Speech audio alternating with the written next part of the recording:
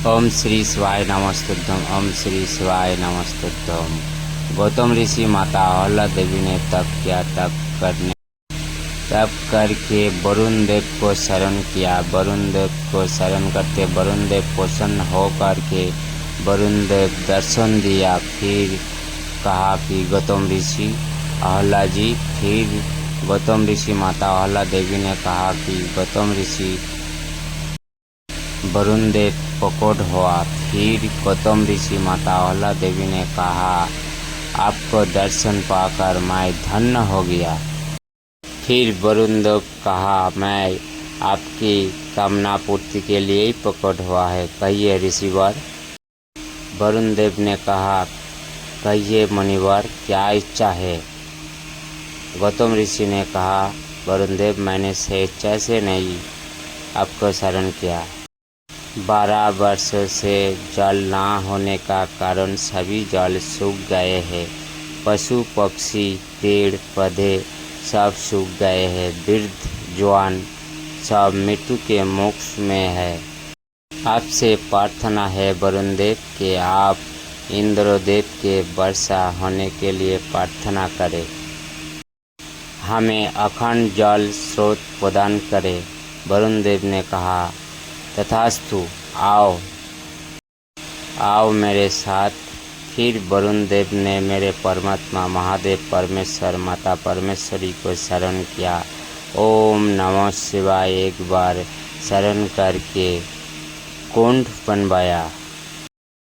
फिर वरुण देव ने अखंड जल प्रदान किया गौतम ऋषि माता अहल्या देवी को।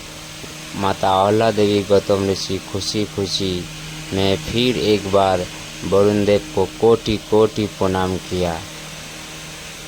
माता अहल्या देवी गौतम ऋषि ने कहा, वरुण देव, आपके पास हम आभारी रहेंगे। आप अखंड जल प्रदान किया है, हम आपका सदा सदा आभारी रहेंगे। फिर वरुण देव ने गौतम ऋषि को वर दिया, इसी सत्य के आधार पर भविष्य में एक कुंड गौतम ऋषि के नाम पे आधार होगी। इसी सत्य के आधार पे एक कुंड ब्रह्मगिरी कुंड गौतम ऋषि के नाम पर प्रसिद्ध होगा और अनेक अनेक चमत्कार भी होगा, अनेक अनेक सृष्टि करेगा। ऐसा कहकर वरुण देव ने चला गया। फिर वो कुंड को गौतम ऋषि माता अहल्या देवी ने कोटि कोटि प्रणाम किया। ओम वरुण देवाय नमः, ओम वरुण देवाय नमः। और सातों ऋषि ने मेरे परमात्मा महादेव के नाम जाप कर रहा था, ओम नमः शिवाय, ओम नमः शिवाय। फिर उनका सातों बीवी आया। आने के बाद ऋषिगणों ने बोला, गौतम ऋषि और अहल्या देवी के तप के बल के कारण एक कुंड प्रकट हुआ, आप जल के कोई कमी नहीं रहे। फिर उनके सातों बीवी ने कहा, ऐसा गुणगान करने के लिए कोई ज़रूरत नहीं है, ये तप बल हम भी तो ऐसा कर सकते थे। वो सातों ऋषि का बीवी कहा, ऐसा तप जप करके जल के वर्षा तो हम भी कर सकते हैं। उनको ऋषिगणों ने कहा, नहीं, ऐसा हो नहीं सकते हैं। गौतम ऋषि अहल्या देवी के सम्मुख में हम कुछ भी नहीं है।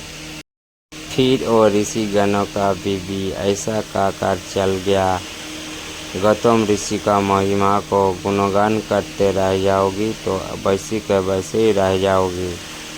फिर ऋषिगणों का बीवी उन ऋषिगणों को भड़काया। फिर बोला, गौतम ऋषि और अहल्या को अभिमान हो जाएगी, फिर हम लोगों को जल लाने के लिए लज्जित आती है।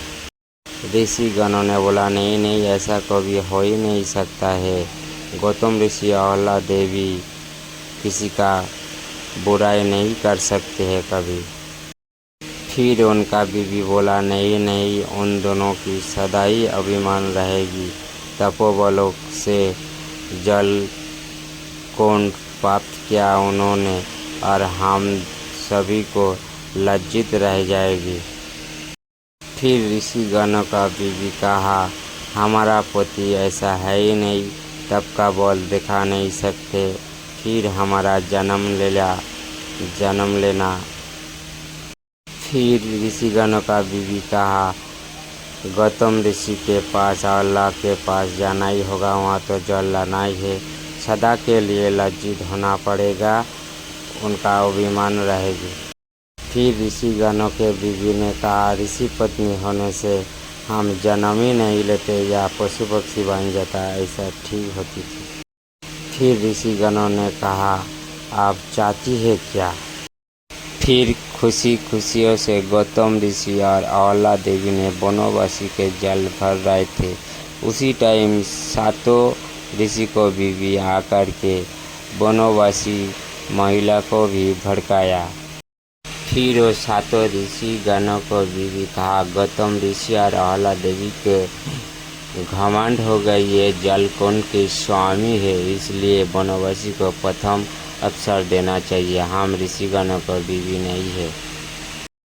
गौतम ऋषि ने कहा, नहीं, ये तानी बहुत दूर से आए हैं, बहुत समय बैठे हुआ है, इनको भर लेने दीजिए, फिर उसका बाद आप भी भर लीजिए पानी। फिर इतना भड़काया, बनवासी आदिवासी महिला भी जल लेने से मना कर दिया। जो कलश था कलश को वहीं पर तोड़ दिया, आपका जल नहीं लेना है, ऐसे बोलकर चला गया।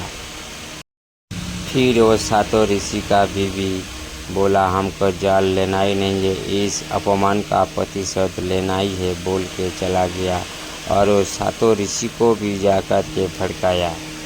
फिर वो सातों ऋषि ने कहा, क्या हुआ, आप तो जल लेने गए थे, तो जल का घट फोड़ दिया है, आपका अपमान और हमारा प्रतिशोध लेना ही है, तब तक के लिए ओम तत्सत।